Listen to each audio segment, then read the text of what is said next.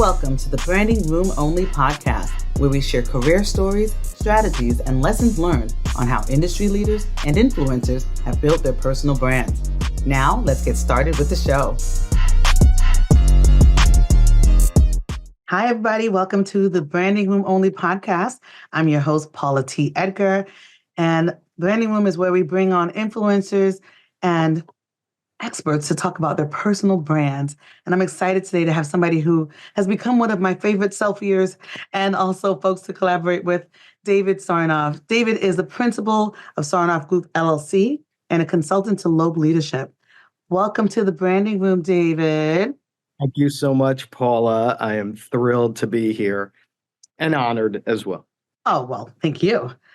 Do me a favor and give me a little background about yourself before we jump into the conversation. Sure. Well, I started out my career as a paralegal when I was a junior in college. Went to law school, was a clerk, associate, spent about 9 years at a New York City law firm, and then got burned out, transitioned into executive search, spent over 16 years coaching and consulting lawyers and law firms and legal departments, and loved the coaching aspect of what I did. And then I discovered formal executive coaching, and I went back to business school for executive coaching and leadership training, found what I was meant to do. And that was almost 6 years ago. And so I do executive coaching, one-on-one executive coaching, group coaching, and I facilitate workshops and speak at conferences and panels. And I'm also a columnist for a column in the PLI Chronicle. Fantastic. And we're also affiliated through one of my favorite institutions, the New York City Bar Association, where you co-chair the Diversity, Equity, Inclusion Committee. And so thank you for your leadership there. Well, let's jump into my favorite topic, which is branding. Tell me, David, how do you define personal brand? So for me, your personal brand is your reputation. It's the first thing someone thinks about when they hear your name or they hear your company. And how do you influence what that person thinks when they hear your name or your organization? So for me, your personal brand is something that's intentional, that you have to always be mindful and nurture and cultivate it and protect it, because it's difficult to build and grow, but it's very easy to damage. Oh, yeah. Oh, yes. I love that concept of protecting your brand. I think a lot of the conversations that I've had have been about sort of how to build it, but not about how to make sure it stays that way. So I'm really glad you brought that perspective in. Okay, so that being said, for your personal brand, how would you describe yourself in 3 words or short phrases? So I was thinking of those phrases, and I think the first one that comes to mind is that I always show up. I'm dependable. I'm there for people, my clients, my colleagues, and they just know I'll be there. There is never a question. If it's a blizzard, if it's a hurricane, I'll find a way to be there. I care about people. I'm genuinely curious about people and their life story, and I want to get to know them. And that's a big part of my brand. And the other phrase I would say is I persevere. I have had challenges and adverse times and been supporting people who went through difficult times. So somebody who's going to push through it and, have that internal strength or fortitude to do it. I love that. That you show up, dependable, perseverance, you care. I think all of those very much resonate for who I know you to be. And so I appreciate that self-reflection. So do you have a favorite quote or mantra?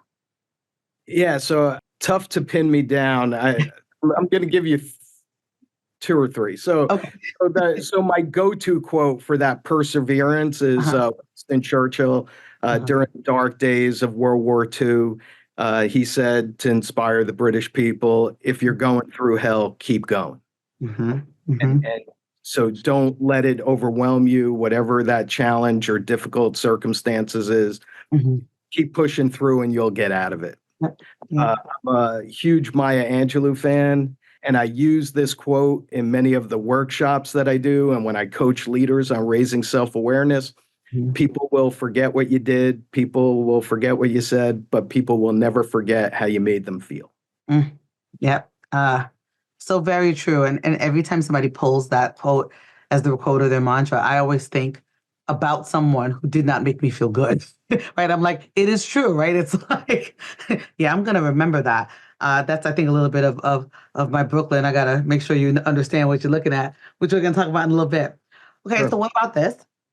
What song are you playing in your head when you go into a room where people are going to know that they're going to get full, authentic David?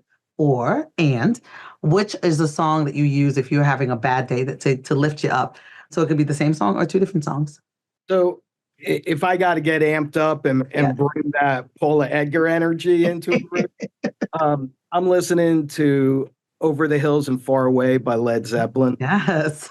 Starts off slow and just brings the drums and the guitar. If I need a little pick me up, one of my favorites is Sly and the Family Stone, Everyday People. Yes. Up the Good. horns on it, and that it's a song that makes me smile.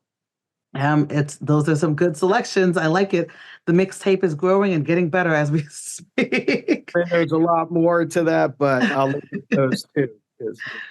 All right. Okay. So why don't you give me some more context about sort of how you have become the David Sarnoff that's in front of us? Tell me a little bit about your story and how it shaped who you are and your personal brand. Thank you for the question, Paul. So I was born in the Bronx. I have a twin sister, and I have an older brother and older sister, 8 and 10 years older. So there was a significant difference.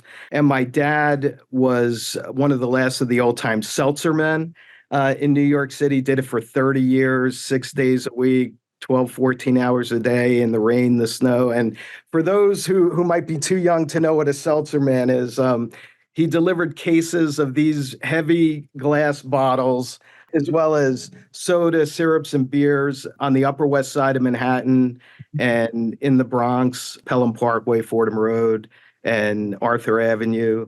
And my parents had a lot of influence on me. They came from very humble beginnings. My dad grew up in East New York, immigrant parents. I know Paul is she's a Brooklyn girl.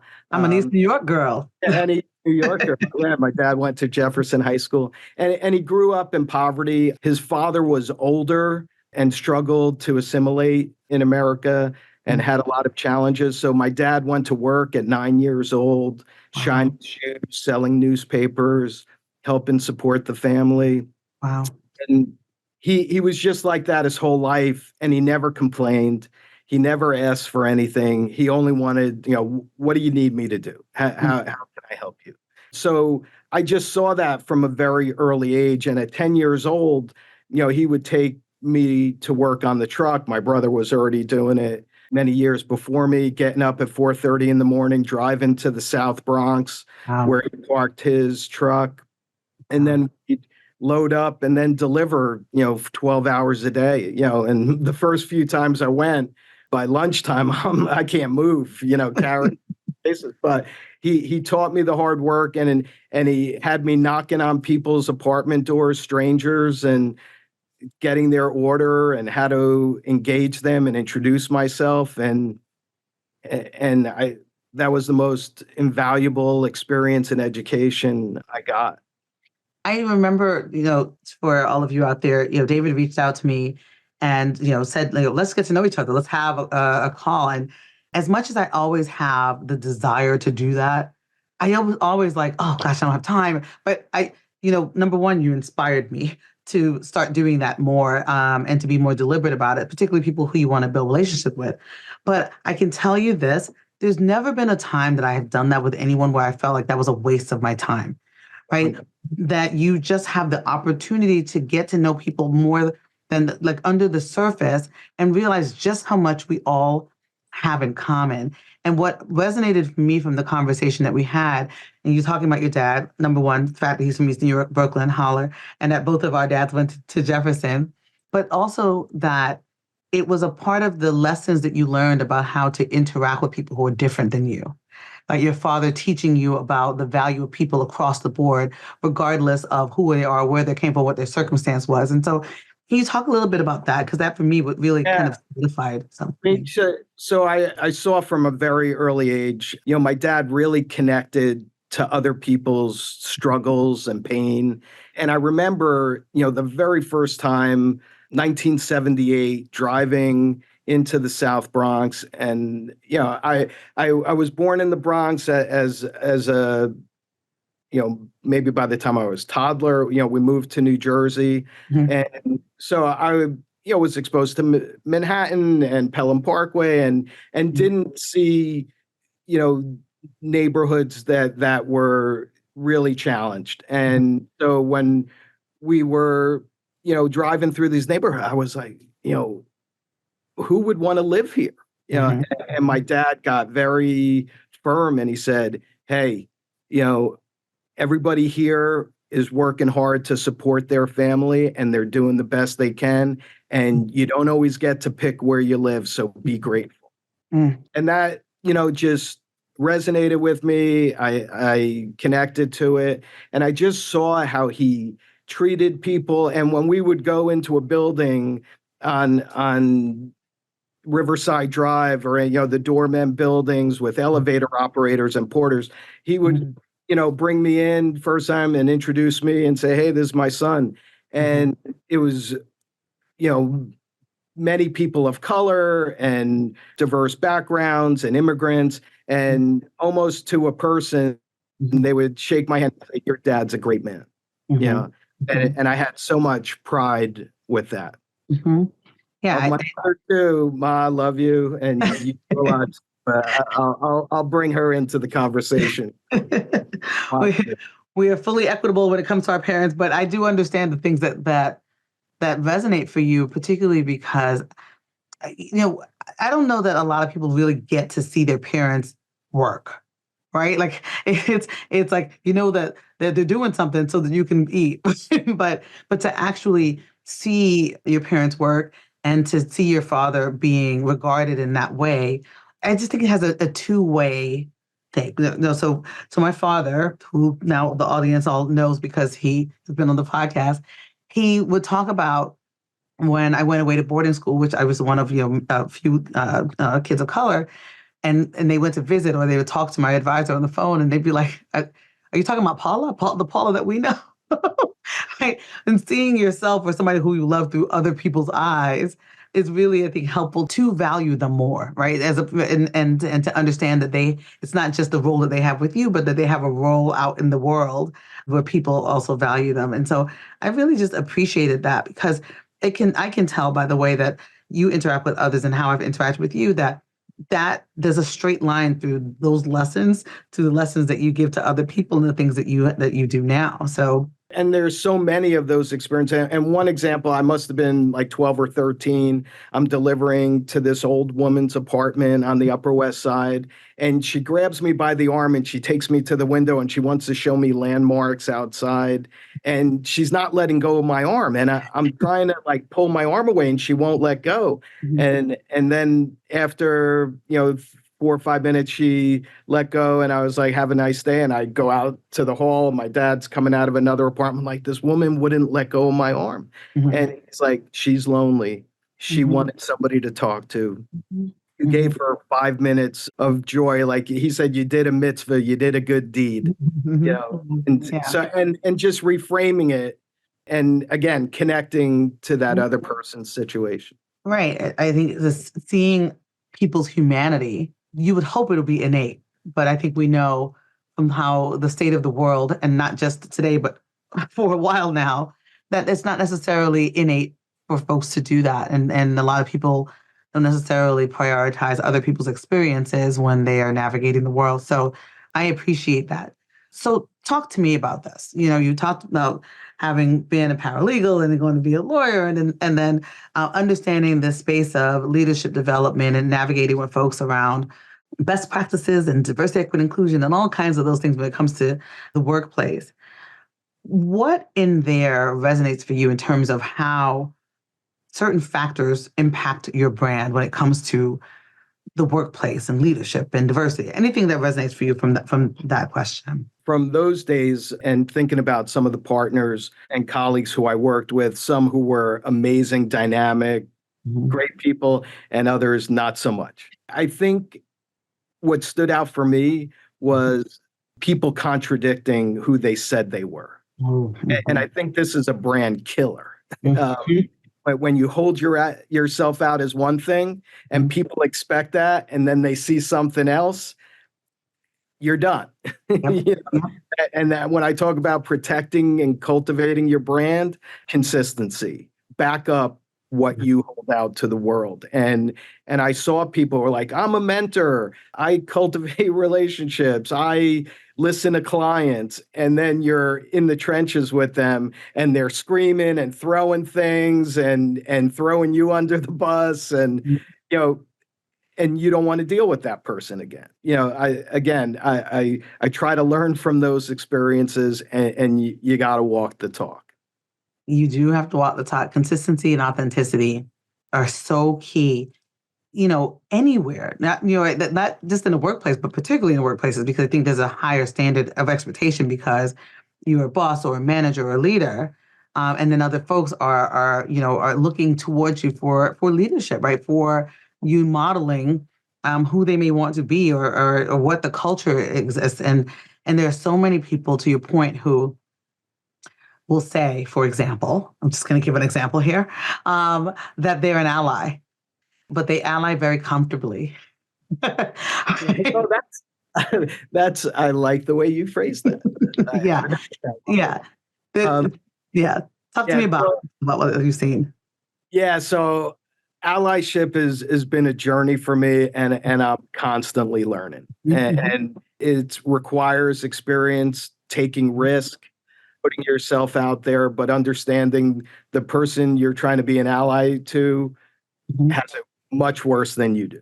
So I have a good friend and mentor, Ron Jordan. Ron's a legal recruiter. He recruits attorneys of color, predominantly Black attorneys. And Ron and I have built a relationship and a friendship over the years. And he's the first one many years ago who kind of recruited me to be an ally. David, need you to be an ally. You know, we need people like you to stand up and speak. And I didn't really know what that meant at the time, and we talked about it. And David, I want you to talk to this person. They're an ally. You know. And I was once on a panel several years ago, and I referred to myself as an ally.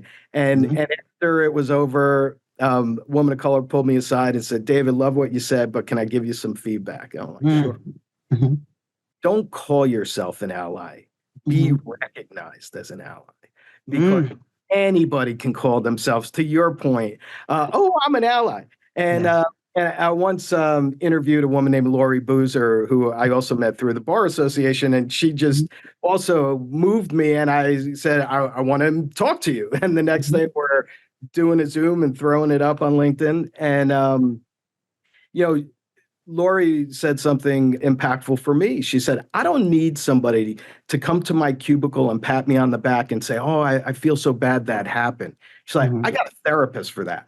I need somebody to step up in the moment when it happens and say, we don't accept this behavior here. And so being an ally means intervening in the moment. My colleague Joy Stevens, who I do a lot of workshops with, Joy's a Black woman based in Atlanta who's one of the best facilitators and just engaging people on a variety of topics. She's a chemical engineer by training. We do a thing on performative versus authentic allyship. And Joy says, if you go march in a rally, that's performative allyship. Because you get to go home to your hot meal and your warm bed. And what did you do? What did you do to really change things? And that's why, and I haven't always, stepped into those moments where I should have. I try to. And if I could just add a nuance to it, I also have to be mindful in situations of my privilege not to make it worse for somebody. I have to be incredibly mindful of that I'm doing it in a way where I'm intervening to address somebody's behavior, but I'm not making it worse for the person I'm trying to help. Right. Yeah. I often will say when I'm doing facilitation and training, I'll say like, think of the ally is along with, not instead of, not for, like it's making sure that you are, to your point, making things better or at least shifting things so they're not making them worse. And I love that you called out the piece about it being an ongoing journey, right? I encourage people, particularly leaders, often to say, I'm on an allyship journey because that's all of our truths. No, there's no one who's like, I have gotten there.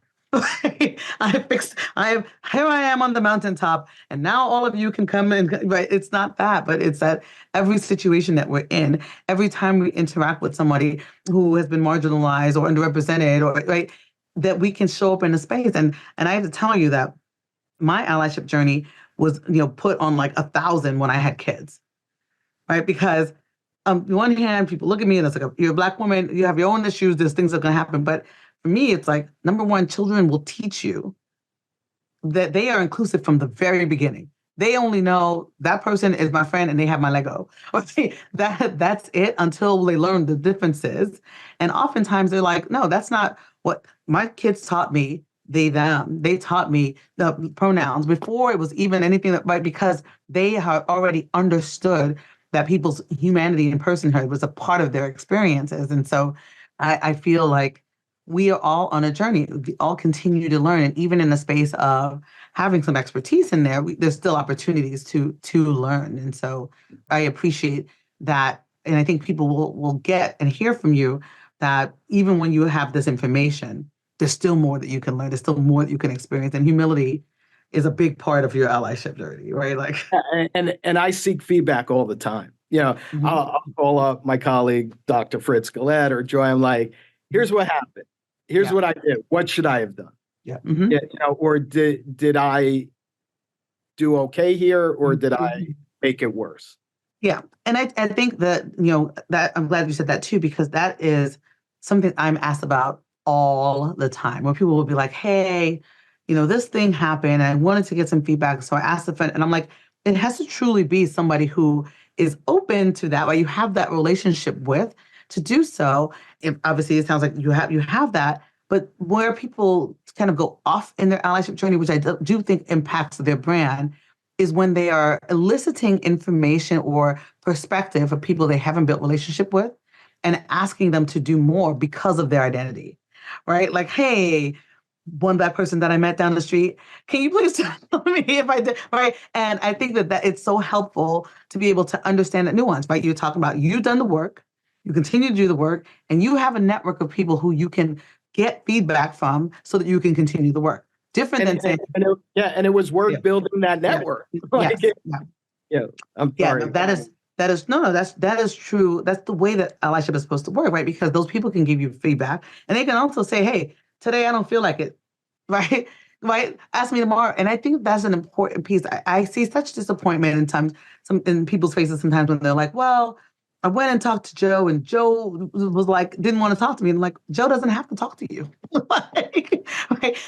That is Joe's prerogative. He can do what he wants to do. And your ask is sometimes shows up in a place of privilege, right? Like, so, but to that end, there's so much we can learn. And I love that we kind of veered in this way into the conversation, because truly for me, I think one of the biggest dings on your brand is when you are not open, you don't have a growth mindset, and you don't understand there's places for you to learn and to be better. And to that end, you talk often with people about being inclusive leaders. Are there some reflections that you have about folks who are on that inclusive leadership journey that connects with brands as well?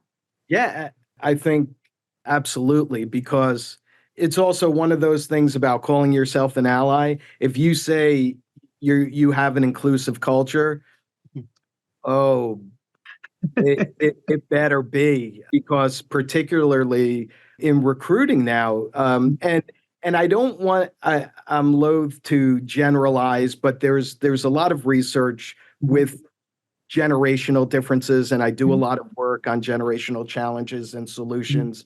Young millennials, Gen Z, Mhm. They look at your DE&I statement. They look at your core values. They look at your mission statement. You're holding yourself out to the world as we're respectful, we're inclusive, we address bias.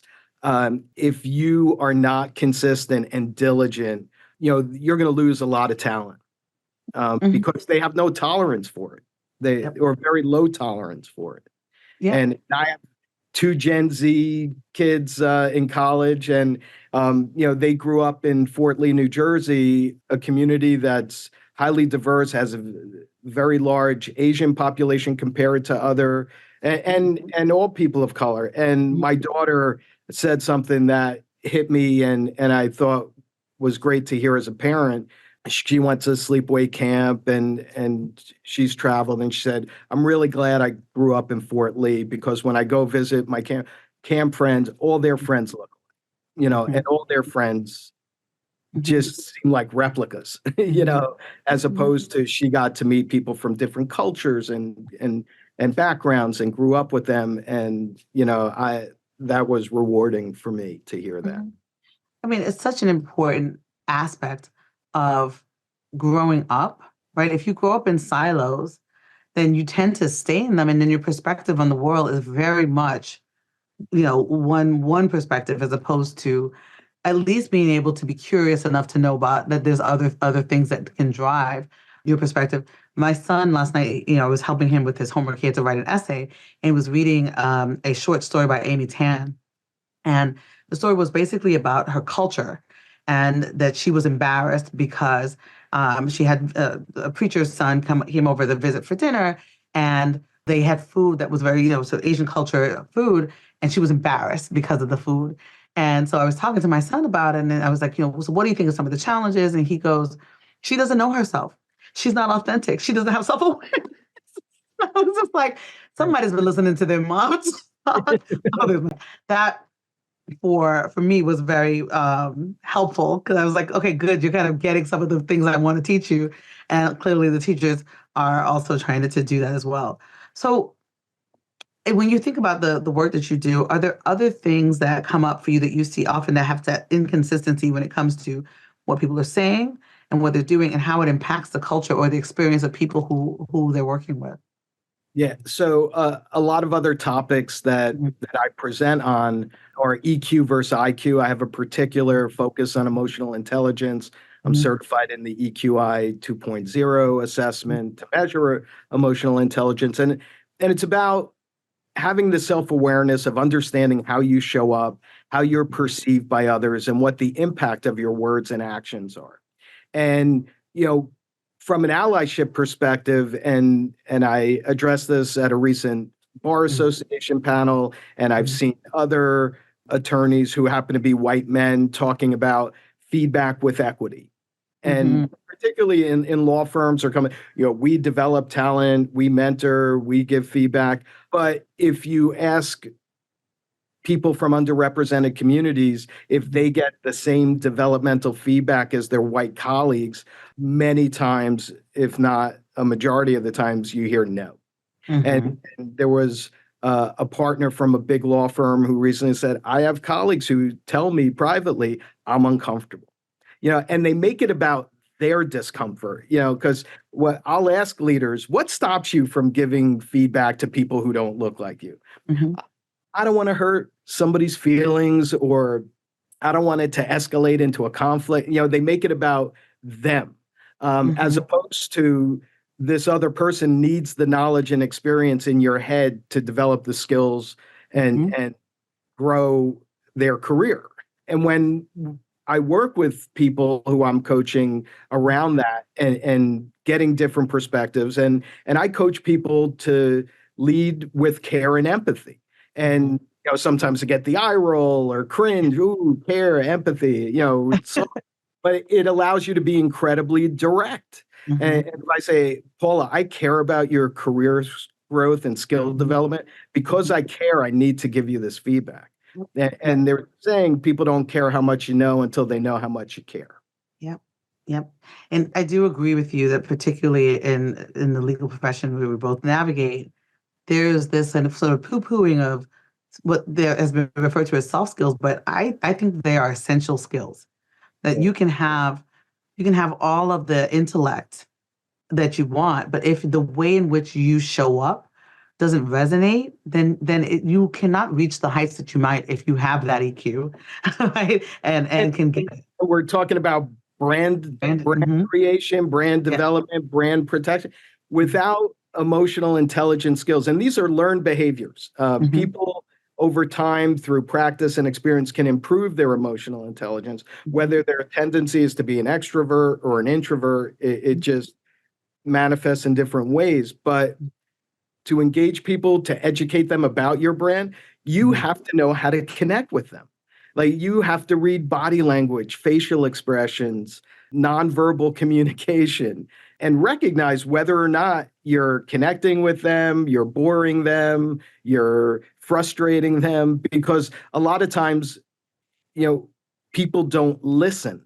And active listening is a high level emotional intelligence skill, resisting the impulse to speak and hear what people need. Because if your brand is, we service our clients, but you're not listening and you say, we know what you need, they're not going to be your client for a long time. What you just said made me think about mentoring. So if you allow me to pivot for a little bit, because I feel like a lot of the people who you probably interact with hold themselves up as mentors, and that EQ piece on both side of the mentor as well as the person who is being the mentee. I find that if there is a disconnect there, that is like flying in the night, and it just doesn't work. And I don't know. And I know I didn't tell you this in advance, but I just somebody told me I needed to ask you this question.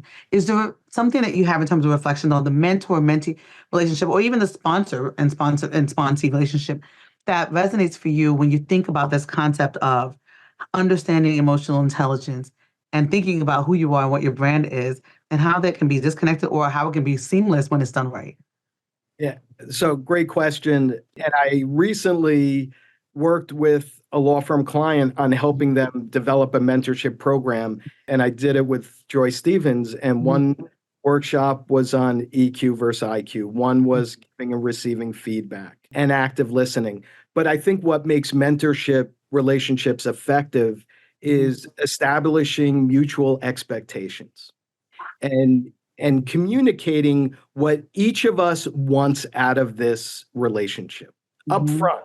And the organization needs to be intentional about how they're pairing people up and get to know them. Got to understand what their goals and aspirations are as a mentee. Who's the right mentor to address this? And it doesn't mean that's the only thing they're going to talk about. And in one situation, I did a bunch of level setting interviews with stakeholders in the organization. And I interviewed a female associate who said, they just gave me a female mentor and didn't even ask me. I actually wanted a male mentor to get different perspective and experience and understand what they did to get where they are. Mm-hmm.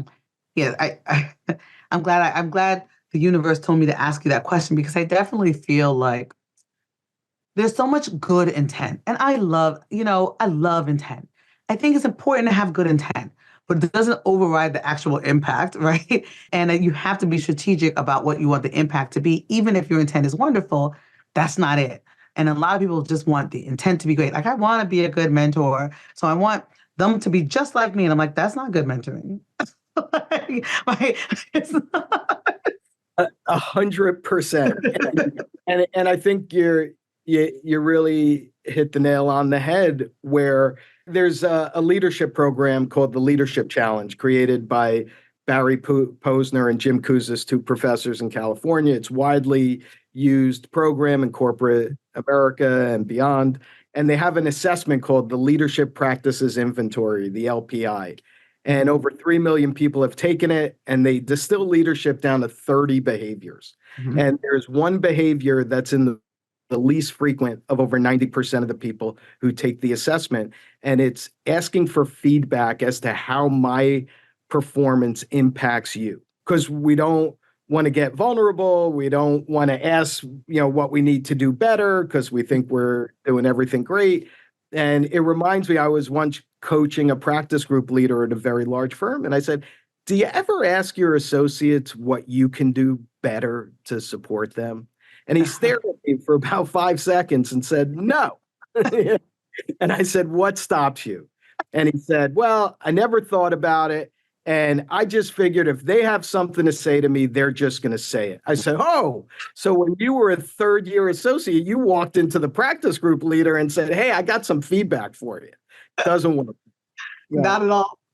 And leaders model the behavior they expect of others, as you said before. And if they're not out seeking feedback, members of their team and organization are going to be reluctant to do it as well. Yeah, that times 1,000. And I am so not surprised that hearing a leader did not want feedback. It is a very egoed space, and we work in these tiered systems where people feel as if, to your point, someone who is not in the tier that I'm in cannot give me feedback. And in fact, I am standing here in perfection. So I'm not sure why we think I would even need feedback. Because every time I've gone into a firm or any other environment that's corporate and suggested 360 feedback, people look at me like I have 6 heads. Like, they're like, you mean you want other people to tell me how I'm doing? And for me, that is a clear example of not having a growth mindset, because you want to get better, right? And you want to know the things that might be preventing you from actually excelling to that next level or being regarded in the way that you want, that your intent is to be regarded. And so I'm glad that you said that. I'm sure that I already know the points in my podcast where people are going to message me, and it's going to be this one, and they're going to be like, yeah, oh my goodness, a leader that didn't want to hear. Imagine that. But they're also setting the tone for the rest of the organization, and it's part of the culture. Yeah. And just think of all the brilliant ideas that are not going to get communicated because you don't ask or you don't encourage.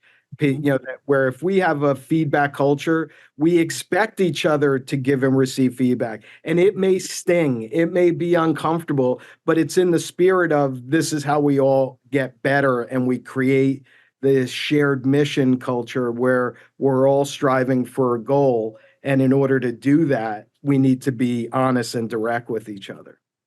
Yeah, I had an in-house corporate client tell me that they've started asking their law firm, outside counsel, about the feedback culture. And I was like, what?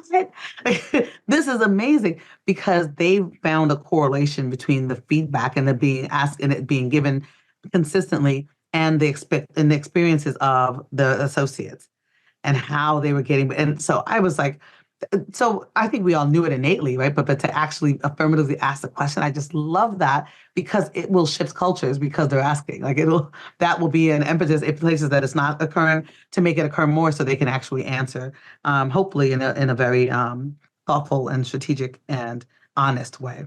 Okay, so all that being said, do you have any advice for people who are trying to build their brand and become inclusive leaders or allies? What advice would you give them? I believe you have to be visible. You have to get out there. And I'm a hand-to-hand person. I don't blast emails. I'm big on LinkedIn. I love interacting and engaging with LinkedIn. And I've built an organic community around my connections and followers. I don't pay for connections. I don't advise that, because people are going to want to know that they have some connection to you. So, like you said earlier, if somebody inspires me or they say something incredibly intelligent, which happens more and more because I don't say those things, I want to get to know them better and what experience led them to that. So we were just at NALP together in DC, and I saw this great generational presentation, and I went up to him. I said, look, the next time I'm in Chicago, I want to take you out to dinner because I really want to talk to you about this. Yeah. Like, that's great. That's how you build your brand. And, people, it's a combination of social media and in-person, but I think the in-person does not get emphasized enough. And, the generic term is networking. I use relationship building because I want to hear somebody's story. And I think a mistake many people make is, as soon as they meet somebody, they start selling, or whatever the motivating forces, they go right there. And I think that turns people off, as opposed to, where'd you grow up? Where's the most favorite place you've ever traveled to? I love hearing where people have traveled and what connected to them in their travels. And I just, through my experiences and like what I talked about with my dad, I can connect, or I try to connect with people no matter where they're from. If they're from Texas or Nebraska or Seattle, wherever, I try to make a connection to them. I love that. And I think even having the desire to do so makes people connect with you more, right? That so often we are so laser focused that we're walking through rooms and not looking people in the eye, I just want to get to the speaker, but there are so many other people around there who have value, and understanding that, right? Yes, and looking at their phones. Yes, yes. It's like the best thing and the worst thing at the same time, right? Like, I love my phone, and shout out to Android. But it does prevent us from actually paying attention to each other and who we are in our experiences. So tell me, what about the fun stuff? What do you do for fun? What do I do for fun? I'm a good eater. Gotta balance that out. I love sports. My family's a sports family. Pre-COVID, a little bit after, we used to every summer try to go to a different ballpark in the country and tour the city we were in. I love that. And my wife loved bringing our kids to ball games because she felt like it was a captive audience. Like for 3 hours, they were stuck in that seat, and she could ask them all the questions she had, and hopefully created nice memories for them. And I love socializing. Going out with friends, meeting new people. Those are things that I enjoy. My dad was never into cars and gadgets and that wasn't something that I got into either. But I do like being around groups of people, either around sports or around being social, and love to travel. Yep. We have all those things in common. Okay, so tell me, this is your stand by your brand moment. So what is the authentic aspect about yourself that you will never, ever compromise on? So, for me, I think it's ethics. And I've been pushed to the wall a couple times. And there was one instance, and when we contract a coaching engagement, and you mentioned 360. So I was coaching a leader of an organization, and I did a substantive 360, interviewed about 10 people in the organization, anonymous, confidential, create a feedback summary report. And that report is only for my client, the coachee. And it's up to them of what they do with it. Yeah. So the executive director said, I want that feedback report. And then I said, you can't have it. He's like, but I hired you. I'm paying your bill.